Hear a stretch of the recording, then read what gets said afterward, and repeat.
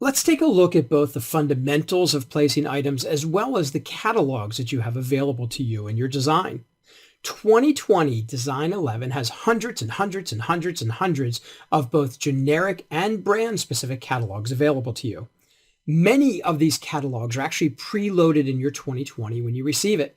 And if you look over to the left-hand side of the screen where it reads drag and drop, you'll see that I'm currently on a catalog called Room.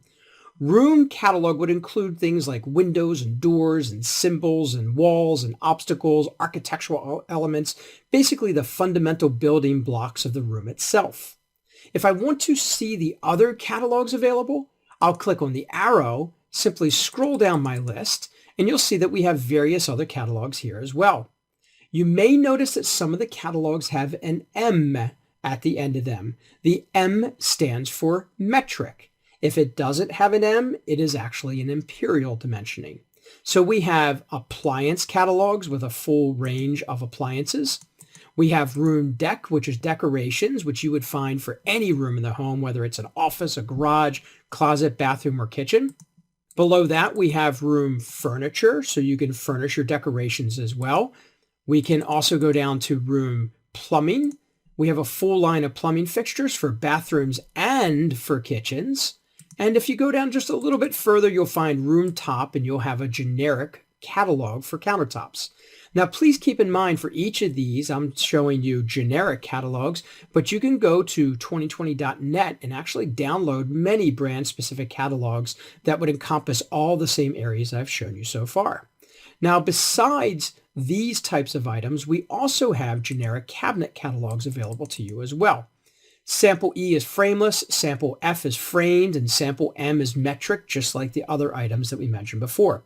But again, we have hundreds and hundreds and hundreds of brand-specific cabinet catalogs at your disposal too.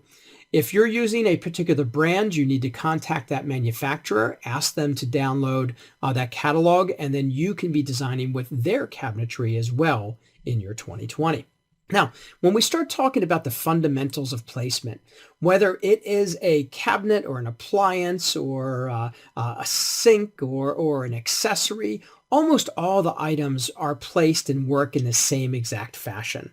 Let's take the plan here and let's show some examples of the best practices for placing items. Let's start with a corner cabinet. I'm going to choose base corner from the Sample F catalog. I'm going to double click on it and you'll notice it'll give me a list of base corners that are available.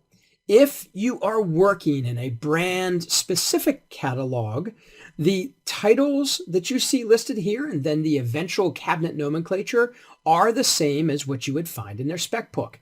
They are brand specific. So if they call their base blinds blind bases, that's what you would see there. If they call their sink bases base sinks, that's what you would see there. And you would only see the SKUs that they have available. So if you're working with a builder grade cabinet line, it'll have limited SKUs. If you're working with a high-end custom manufacturer, you'll just see page after page after page after page after page of SKUs available to you because again, it's brand specific. Now, right now we're working in my generic catalog and I'm going to scroll down and say, I'd like to choose a 90-degree corner, base corner 90 degrees, and it'll give me a list of options from round backs to center styles to sink fronts. But right now I'm going to choose just a standard base corner 90 and here's my list. In my corner, I'm going to take and place a BC 36 right. Now, all items are placed in basically the same way. If you click on them, they will give you a preview in the information box. If you wish to place this on the plan, it's rather easy.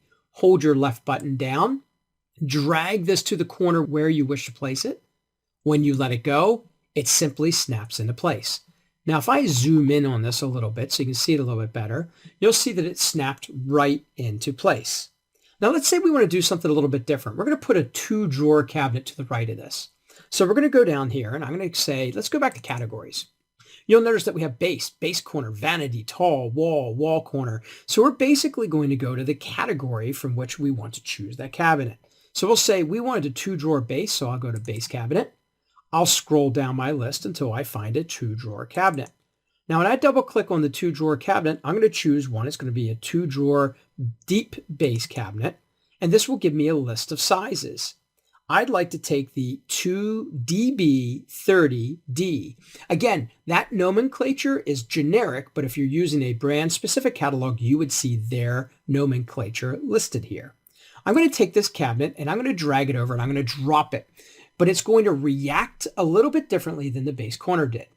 The base corner snapped in automatically because it knows that the base corner snaps into a corner. Really not much else we're going to do with it.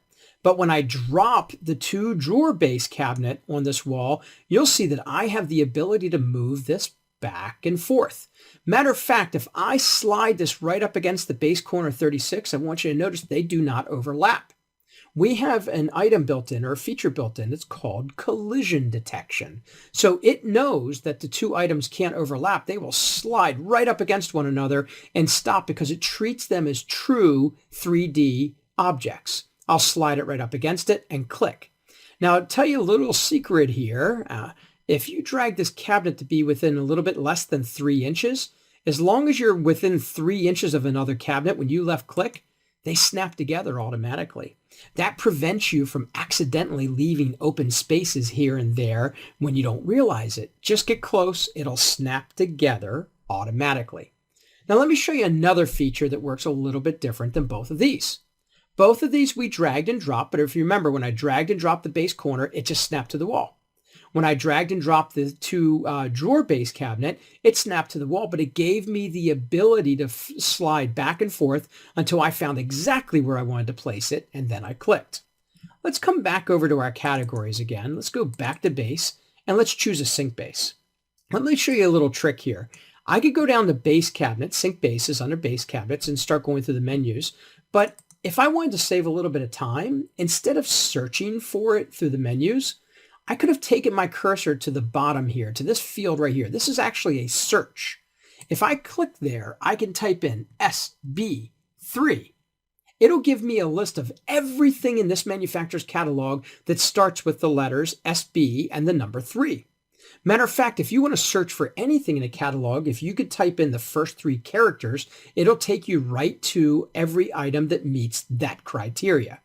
So I typed in SB3, which was a fast way for me to find this cabinet.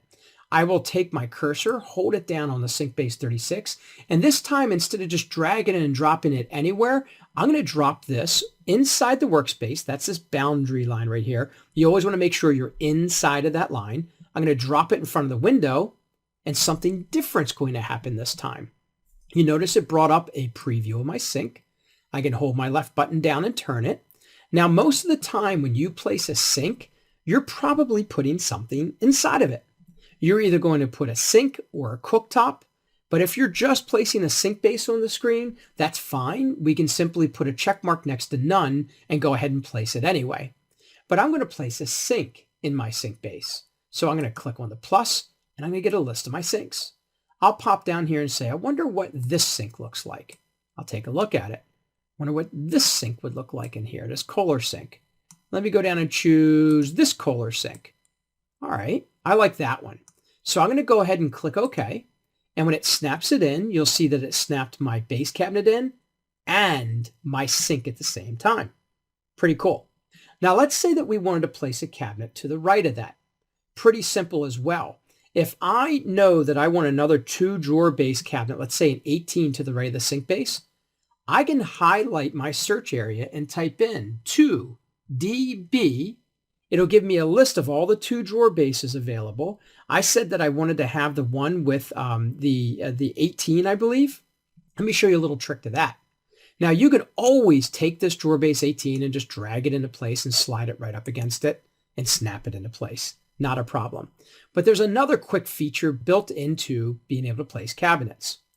If you click on an item in 2020 and you're scrolling through a list of objects on the left-hand side, a list of options on the left-hand side, all you have to do is double click on the one that you want. You don't even have to drag it. Just double click. So click, click, and it snaps it into place automatically. If I knew I wanted a base 36 to the right of the 2-drawer base, I could come down to the bottom, type in B36, simply double click on it, and it snaps into place as well.